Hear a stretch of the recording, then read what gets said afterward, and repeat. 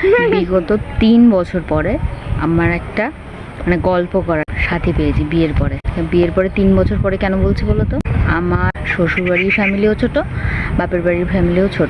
এবার আমি প্রচণ্ড পরিমাণে কথা বলতে ভালো। তো বিয়ের আগে আমার মার সঙ্গে কথা বলতে বলতে আমার টাইম কেটে যেত।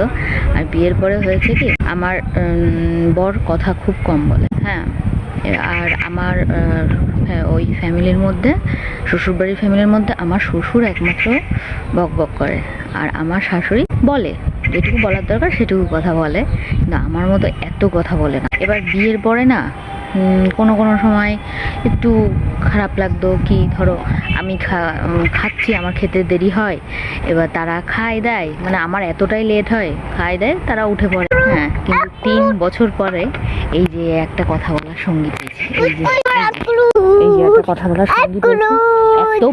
এত বক বক করে যে এখন আমারই বক বক করতে ভালো লাগে।